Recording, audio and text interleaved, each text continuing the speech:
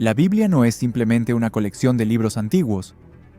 Es una historia viva, tejida por el dedo de Dios a lo largo de generaciones.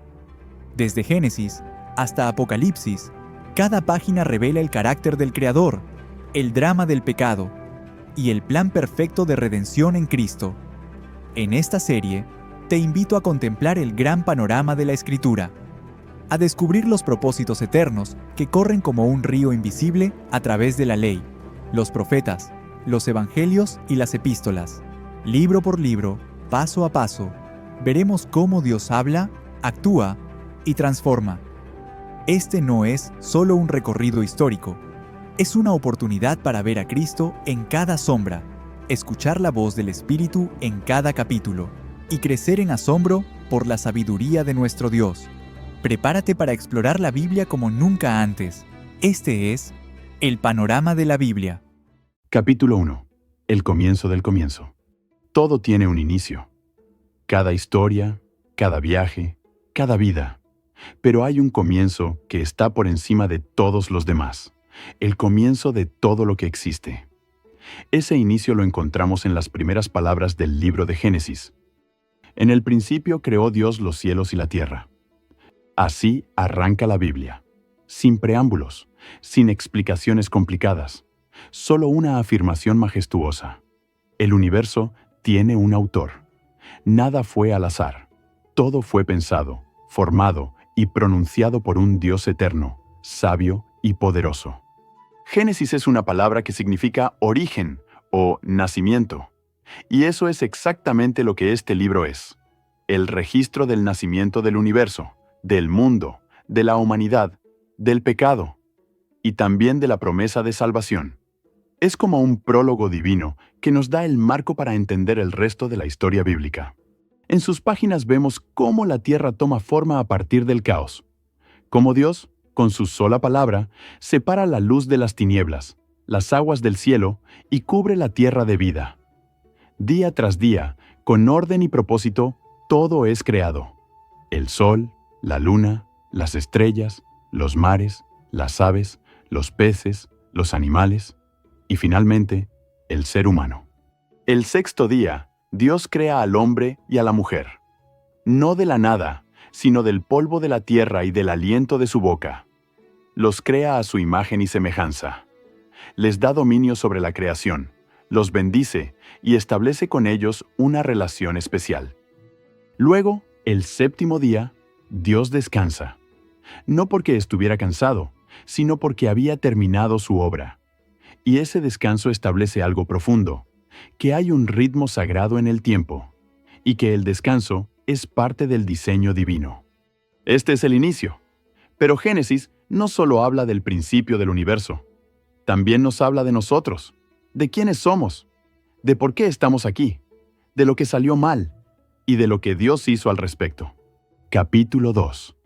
¿Quién escribió Génesis y para quién fue escrito? Cuando abrimos el libro de Génesis, lo hacemos casi con reverencia, como quien pisa suelo sagrado. Estamos ante los primeros pasos de la historia humana, el inicio de todo, la creación, la vida, la caída, la redención prometida. Pero surge una pregunta importante. ¿Quién escribió esto? ¿Cómo lo sabemos? ¿Y para quién fue escrito originalmente? La tradición, respaldada por siglos de fe tanto judía como cristiana, afirma que Génesis fue escrito por Moisés. Sí, ese mismo Moisés que liberó al pueblo de Israel de la esclavitud en Egipto. Aquel que se encontró con Dios en una zarza ardiente. El que subió al monte Sinaí y recibió la ley grabada en piedra por el dedo de Dios.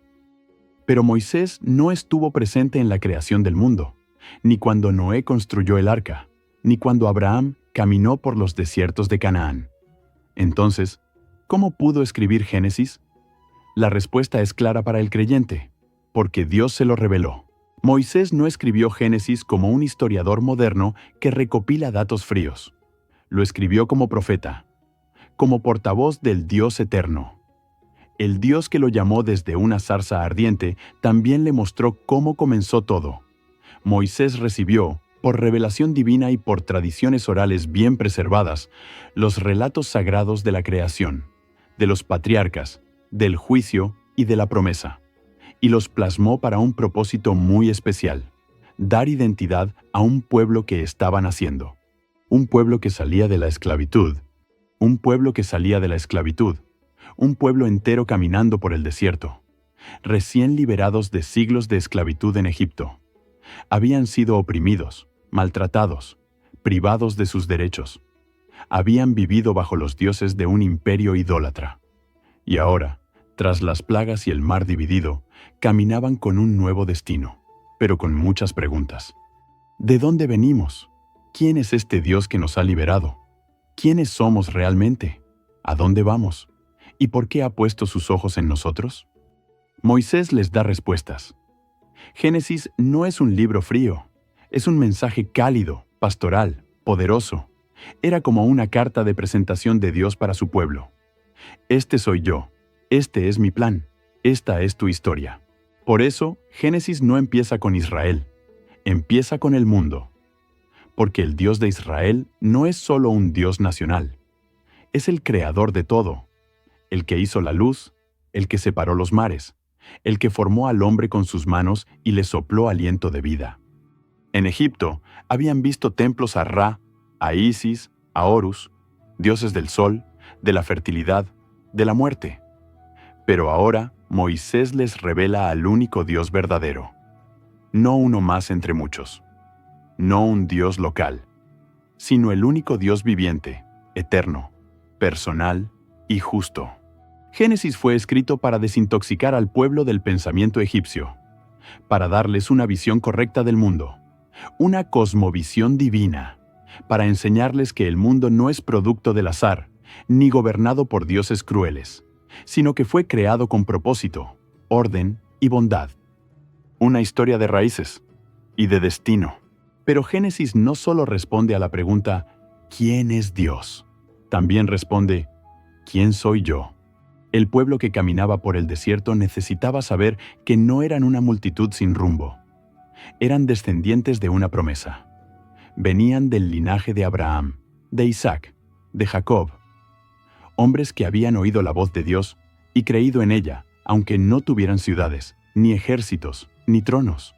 Génesis les recordaba que eran herederos de un pacto, que Dios ya había prometido darles una tierra, que su historia no comenzaba en Egipto, sino en Ur, en Canaán, en los sueños de un patriarca bajo las estrellas. Cuando Moisés les habla de Abraham, les está diciendo, tú no eres un huérfano, tienes un legado, una herencia espiritual, una identidad que viene de muy lejos. Y cuando les habla de Adán, les está diciendo, tu historia no empieza con una nación, comienza con la humanidad misma. Tú eres parte de algo mayor. El Dios que te eligió también es el creador de todos. Génesis era un mapa espiritual, un espejo, un ancla. Mostraba el pasado, pero también apuntaba al futuro.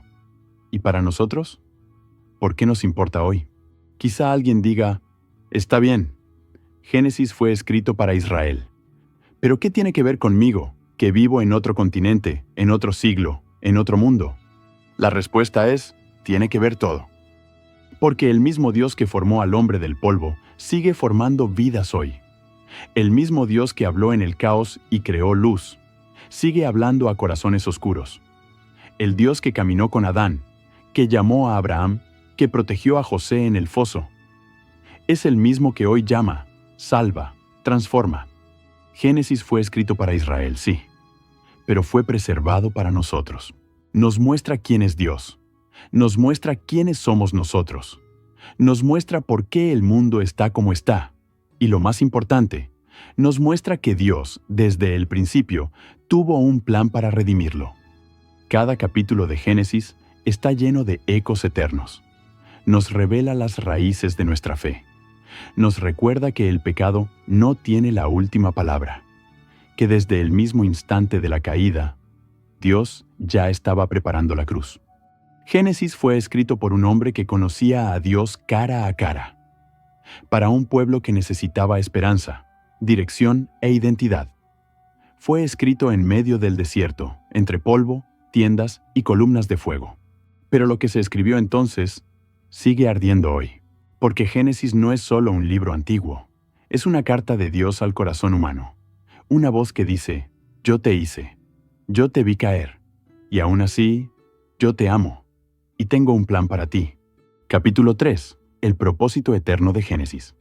Cuando uno abre las primeras páginas del libro de Génesis, no está simplemente leyendo una historia antigua o una serie de relatos curiosos sobre cómo comenzó el mundo. Está contemplando el corazón mismo de Dios revelado al inicio de la historia humana. Génesis no fue escrito para entretener ni para satisfacer la curiosidad intelectual. Fue escrito con un propósito profundo y eterno: revelar el carácter de Dios, mostrar el diseño del ser humano, explicar la raíz del sufrimiento y presentar, desde el principio, el plan de redención. Porque Génesis, aunque empieza con una creación perfecta, no es un cuento de hadas donde todo permanece en paz. Es un drama divino, un drama donde el hombre cae, pero Dios no se aleja, un drama donde la esperanza aparece incluso en medio del juicio.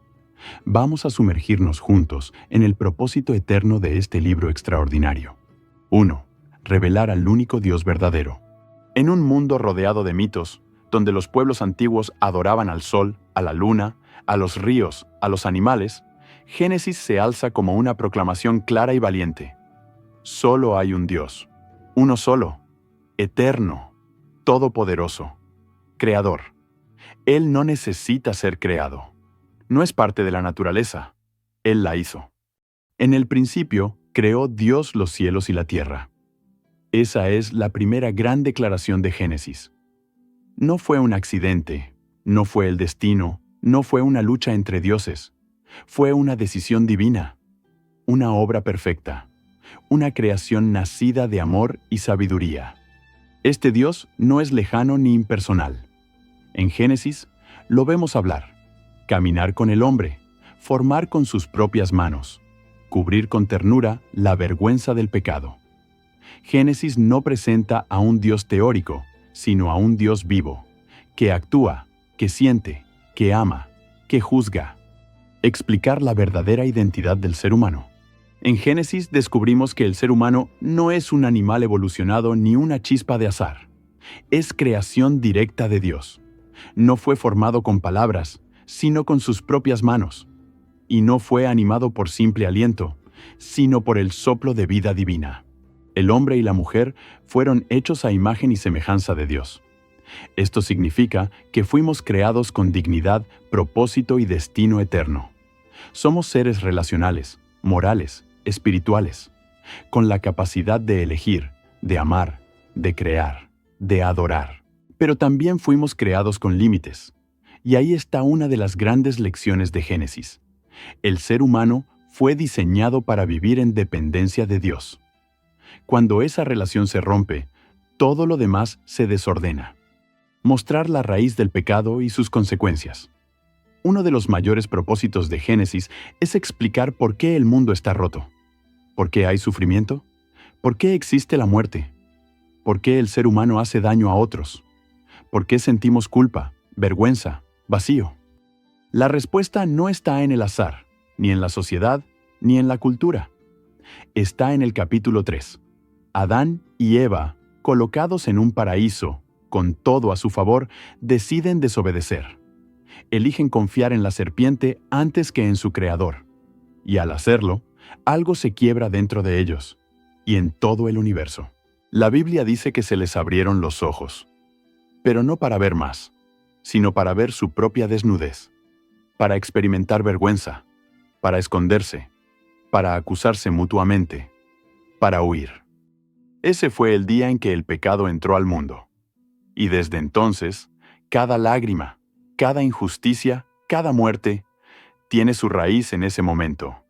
Pero aquí es donde Génesis da un giro maravilloso, porque aunque Dios juzga el pecado, también ofrece esperanza. Anunciar el plan de redención desde el principio. Dios no se aleja del hombre caído, no lo elimina, no lo reemplaza, lo busca, lo llama. ¿Dónde estás? Y en medio del dolor, Dios pronuncia la primera promesa. Una promesa dicha a la serpiente, pero con esperanza para la humanidad. Y pondré enemistad entre ti y la mujer, entre tu simiente y la simiente suya. Ella te herirá en la cabeza, y tú le herirás en el calcañar. Ahí, en el mismo día en que el pecado entró, Dios anuncia que vendrá uno que vencerá al mal, una simiente de la mujer que aplastará la cabeza de la serpiente. Aunque será herido, vencerá. Esa es la primera profecía de Cristo. La cruz ya estaba en la mente de Dios desde el Edén. Desde ese momento, el propósito de Génesis se convierte en mostrar cómo Dios comienza a preparar ese plan. Y lo hace llamando a hombres y mujeres que, aunque imperfectos, creen en Él. Génesis nos presenta personajes fascinantes. No son héroes sin fallas, son humanos como nosotros. Pero en medio de sus luchas hay una constante, la fe. Abel ofrece un sacrificio de corazón. Enoc camina con Dios y desaparece. Noé construye un arca en obediencia, aunque el mundo lo ridiculiza. Abraham deja su tierra, su familia, su seguridad, y sigue una promesa. Jacob lucha con Dios y sale cojeando, pero con una nueva identidad. José es traicionado, vendido, encarcelado, pero mantiene la fe y perdona. Génesis nos enseña que lo que Dios busca no es perfección, sino fe. Una fe que confía, que obedece, que espera, que se aferra a la promesa aunque no vea todavía su cumplimiento. Confirmar que Dios tiene el control de la historia. Una y otra vez, Génesis nos muestra que, aunque el mundo parezca girar en caos, Dios sigue escribiendo su historia. Cuando la maldad se multiplica, Dios salva una familia. Cuando los pueblos se rebelan en Babel, Dios llama a Abraham. Cuando hay hambruna, Dios levanta a José como instrumento de provisión. Nada lo toma por sorpresa. Ningún error humano detiene su plan. Ningún enemigo es demasiado fuerte. Génesis enseña que el Dios que creó el mundo también lo sostiene, y si lo hizo entonces, lo hace hoy. El propósito de Génesis no termina con el libro, porque lo que Dios empezó allí se sigue desarrollando hasta el día de hoy. Génesis es el inicio de una historia de redención que sigue viva. Nos muestra un Dios que forma, que llama, que corrige, que juzga, pero sobre todo, que ama. Un Dios que no se dio por vencido con el ser humano, que, desde el principio, prometió enviar a uno que restauraría todo, uno que nos devolvería el Edén perdido, uno que, como veremos en el Nuevo Testamento, tendría por nombre Jesús. Así es el propósito eterno de Génesis, enseñarnos de dónde venimos, por qué caímos y a quién debemos mirar para ser restaurados. Capítulo 4. Las figuras de Cristo en Génesis. Desde las primeras páginas de la Escritura ya podemos ver la sombra de una figura central, una esperanza latente, un Salvador que se asoma entre líneas, entre genealogías, entre sacrificios y promesas. Génesis no menciona el nombre de Jesús, pero todo en él apunta hacia él. Como un tapiz tejido por manos divinas, Génesis está lleno de señales, de personajes y de eventos que prefiguran la obra redentora de Cristo. Son lo que llamamos tipos, es decir, imágenes anticipadas, retratos proféticos que preparan el camino para el cumplimiento en el Nuevo Testamento. Dios, desde el principio, sembró la historia con señales. Y el que tiene ojos espirituales para ver, descubre que cada paso de los patriarcas, cada palabra dicha por Dios, cada acto de sacrificio, nos susurra el nombre de Jesús. Abel, el justo que ofreció lo mejor y fue asesinado. La simiente prometida, la primera profecía del Mesías. La primera figura de Cristo no tarda en aparecer. Apenas el ser humano cae, Dios pronuncia juicio. Pero en medio de la sentencia brilla la esperanza. A la serpiente le dice: «Y pondré enemistad entre ti y la mujer, y entre tu simiente y la simiente suya. Ella te herirá en la cabeza, y tú le herirás en el calcañar». Aquí se anuncia, por primera vez, que vendrá alguien, un descendiente de la mujer, que vencerá al mal. Esta simiente no es una humanidad cualquiera, es uno específico. Uno que será herido, sí, pero que aplastará la cabeza del enemigo. Ese es Cristo. Él es esa descendencia. En la cruz fue herido, pero con su resurrección destruyó el poder de la muerte. Abel, el justo que ofreció lo mejor y fue asesinado. Abel, el segundo hijo de Adán y Eva, ofreció a Dios un sacrificio aceptable, lo mejor de su rebaño. Su acto fue una expresión de fe, un corazón inclinado a la obediencia. Pero su hermano, Caín, lleno de celos, lo asesinó en el campo. ¿Te suena familiar? Jesús, el Cordero Perfecto, también ofreció lo mejor al Padre, su vida. Fue rechazado por los suyos, entregado por envidia, injustamente asesinado. Pero mientras la sangre de Abel clamaba desde la tierra por justicia, la sangre de Cristo clama desde el cielo por perdón. Abel fue el primer mártir, Jesús, el mártir supremo. Ambos nos muestran que el camino de la obediencia pasa por el sacrificio, pero no termina en la muerte. Noé y el arca. Salvación en medio del juicio. En los días de Noé, la maldad llenó la tierra. El corazón del hombre solo pensaba en el mal, y Dios decidió limpiar el mundo con agua. Pero escogió a uno, Noé. Le ordenó construir un arca, una gran embarcación de salvación para él y su familia. Durante años, Noé construyó bajo burlas. Pero llegó el día en que el juicio cayó, y solo los que estaban dentro del arca fueron salvos. Cristo es nuestro arca. Él es el refugio seguro en medio del juicio venidero. Quien entra en él, por fe, es librado de la condenación. Así como el arca fue cubierta por dentro y por fuera con brea, sellando cada grieta, Cristo cubre completamente al creyente. No hay juicio para los que están en él. Noé entró en el arca y fue salvo. Hoy se nos llama a entrar en Cristo. No por obras, sino por fe. No por merecer, sino por gracia. Melquisedec, rey y sacerdote de paz. En un episodio breve pero poderoso, Abraham se encuentra con un personaje misterioso. Melquisedec, rey de Salem, sacerdote del Dios Altísimo. Le ofrece pan y vino, lo bendice, y Abraham le da los diezmos. Melquisedec aparece sin genealogía, sin principio ni fin registrados. Es rey y también sacerdote. Una figura única. Jesús, siglos después, sería declarado sacerdote no según el orden de Aarón, sino según el orden de Melquisedec. Rey y sacerdote al mismo tiempo. Soberano eterno, pero también mediador entre Dios y los hombres. Como Melquisedec, Jesús bendice con pan y vino, su cuerpo y su sangre. Melquisedec no tiene linaje humano registrado. Como Cristo, cuya gloria no depende de su genealogía terrenal, sino de su origen eterno. Isaac, el hijo amado llevado al sacrificio. Uno de los momentos más impactantes de Génesis es cuando Dios le pide a Abraham que ofrezca a su hijo Isaac en holocausto, el hijo de la promesa, el niño milagro, el que había nacido cuando ya no había esperanza humana. Y Abraham obedece. Sube al monte Moría con su hijo. Isaac lleva la leña sobre sus hombros. Le pregunta a su padre: «Padre, tenemos la leña y el fuego, pero ¿dónde está el cordero?». Y Abraham responde con fe: «Dios se proveerá de cordero». Cuando ya la mano de Abraham está levantada, Dios interviene, y efectivamente provee un carnero enredado en un arbusto. Todo este relato es un cuadro de Cristo, el Hijo amado, el que cargó la leña, la cruz, sobre sus hombros, el que subió obediente al monte, el que se ofreció voluntariamente. Solo que, en este caso, no hubo un carnero que lo sustituyera. Él fue el sustituto por nosotros. Y ese monte, Moria, más tarde sería conocido como Jerusalén, donde el verdadero cordero sería entregado. José fue el hijo amado de Jacob.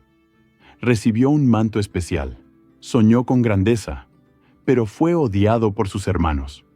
Fue vendido por unas monedas, llevado a Egipto, injustamente acusado, encarcelado, olvidado, y sin embargo, fue exaltado.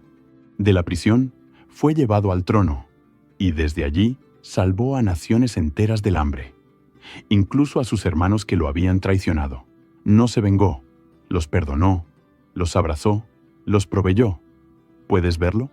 Jesús fue traicionado por los suyos, vendido por unas monedas, rechazado, golpeado, humillado, pero el Padre lo exaltó hasta lo sumo. Y ahora, desde su trono, ofrece perdón a los mismos que lo rechazaron.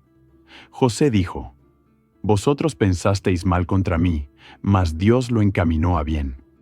Cristo podría decir lo mismo de la cruz. El mayor acto de maldad se convirtió en el mayor acto de amor. Otras sombras de Cristo en Génesis: el Cordero para Adán y Eva. Cuando pecaron, Dios los cubrió con pieles. Para que hubiera cobertura, hubo sangre. Ya desde entonces, la gracia venía acompañada de un sacrificio. La escalera de Jacob. En su sueño, vio una escalera entre el cielo y la tierra. Ángeles subían y bajaban. Más tarde, Jesús diría: «Verán el cielo abierto y a los ángeles de Dios subiendo y bajando sobre el Hijo del Hombre». Cristo es esa escalera, el puente entre el cielo y la tierra. Judá, el león y el cetro. Jacob profetizó que de Judá vendría el cetro real, y que el pueblo obedecería a aquel que vendría. En Apocalipsis, Jesús es llamado el león de la tribu de Judá. Génesis no solo nos cuenta cómo comenzó el mundo, también nos revela cómo Dios comenzó a mostrarnos a su Hijo. Cada historia, cada personaje, cada sombra, es como una pincelada en el retrato de Cristo. Él es la simiente de la mujer. Él es el Cordero de Abel. Él es el arca de Noé. Él es el Rey, justo como Melquisedec. Él es el Hijo amado como Isaac. Él es el traicionado como José. Él es la promesa hecha a Abraham. Él es el que aplasta a la serpiente. Él es el principio de la redención.